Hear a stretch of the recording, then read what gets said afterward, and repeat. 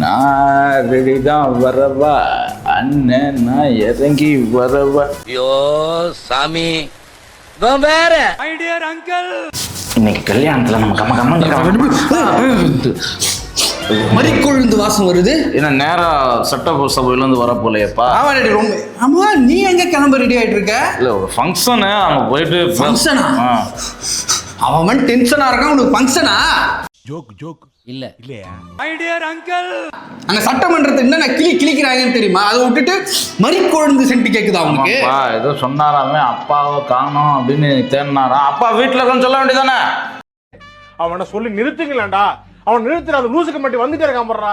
நீ அப்பா வீட்டுல இருந்து தேர்ந்தா அதுக்கப்புறம் ஒரு ரியாக்ஷன் பண்ணாரு. அது பாத்தியா? இது இப்படி பண்ணானா? எல்லாத்துக்கும் காரணம் நீ தான். போனியா நாமினேஷன் பண்ணியா வந்தியான்னு இருந்திருக்கணும். உன்னை யாரு பண்ண சொன்னது? அதான் அந்த கசாப்பு கிடக்கானே. என்ன அவரும் பிசுங்கிறாரு நீங்களும் பிசுங்கிறீங்க. மை டியர் அங்கிள் உன்னோட தொகுதி தானே அது. எப்படி தோத்த? நானே ஜெயிச்சிட்டேன். எப்படி தோத்த? வெக்கமா இல்ல உனக்கு? அப்பா ஏதோ சதி பண்ணிட்டாங்கப்பா. என்னன்னு கண்டுபிடிக்கணும். ஆமா சதிலாம் நாம தான் பண்ணுவோம். நம்மளுக்கு இது விதி. சதிலாம் கிடையாது. அவனை வாயிலே மிதி. சரிப்பா நான் போய் ஃபங்க்ஷன் அட்டன் பண்ணிட்டு வந்துடுறேன். என்ன ஃபங்க்ஷன்? என்ன? அதான் நம்ம கூட்டணியில் இருந்தார்ல அவரு பொண்ணு ஃபங்க்ஷனு. ஏன்பா அவன் நம்ம கூட்டணியில இல்ல டாடி. கிட்டவும் முடியாது என்னால. நம்ம தான் அமுச்சு விட்டோம். நம்ம அமுச்சு விட்டு தான். அப்படிலாம் ஒண்ணும் இல்ல. எல்லா இதுலயும் வந்து நாங்கள் சுய முடிவு எடுத்திருக்கோம். அவர் கூட சொல்றாரு சுய முடிவோடு சுய நினைவோடு நாங்களே எடுத்தோம் அப்படின்னாங்க. நம் ராஜதந்திரங்கள் அனைத்தும் வீணாகிவிட்டதே. அப்பாவை காணும் சொன்னால அங்க போய் அதுக்கு அவர் பதிலடி செஞ்சு எதுவும் பேசாத டாடி ப்ளீஸ். முடியாதுப்பா. வேணாம் டாடி. சரி உனக்காக முயற்சிக்கிறேன்.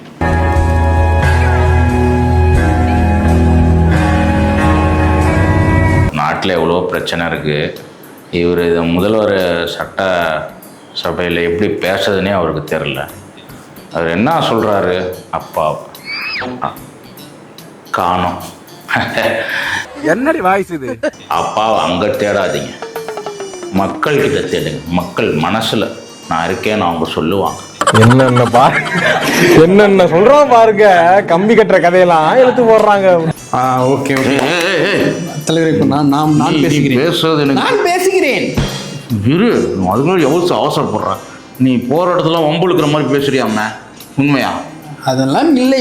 உங்களை பத்தி நான் பேசுகிறேன். ஏய் பாயிண்டா பேசு. என்ன ஏதோ பாயிண்ட பத்தி என்கிட்ட சொல்றீங்களா? நான் வந்து பயங்கரமான பேச்சாளர் நம்ம கட்சியில. தெரியாதா உங்களுக்கு? நீ பேச்சாளரா? எப்போ எவன் சொன்னான்? சரிடா நீ ரொம்ப இந்த உணர்ச்சி வசதி பற்றி பேசாத. தேவையில்ல வார்த்தை விடாதடா. ஆல்ரெடி உன்னை ரெக்கார்ட் பண்ணி கிழிச்சிட்டு இருக்காங்க. புரியுதா?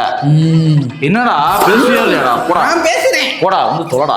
சிங்கம் களை இறங்கிருச்சு. சட்டசபையில் ஒரு காலத்தில் கலைஞர், காமராஜர் அந்த வரிசையில் அங்கு அதையெல்லாம் பார்த்த சட்டசபையில் நாதாரி தலைவர் எல்லாம் முதலமைச்சராக இருக்கிறார்கள். இதை நீங்கள் எங்களாவது பார்க்க முடியுமா? இதையெல்லாம் பார்த்து இருக்க வேண்டிய ஒரு பொறுப்பு.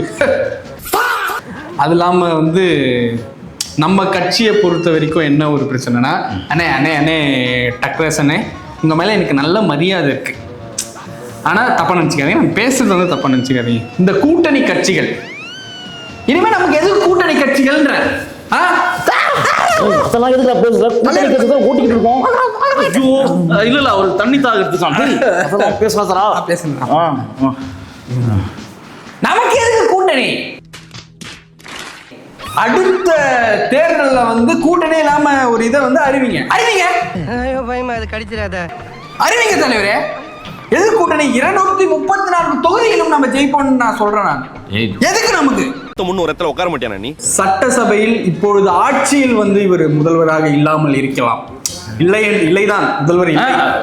ஆனால் எங்கள் கட்சியை பொறுத்த வரைக்கும் அது பேர் என்னது? நீங்காமல் என்னதான் சொல்ல நிரந்தர முதல்வர் எங்கள் ஐயா காயினின் அவர்கள் தான்.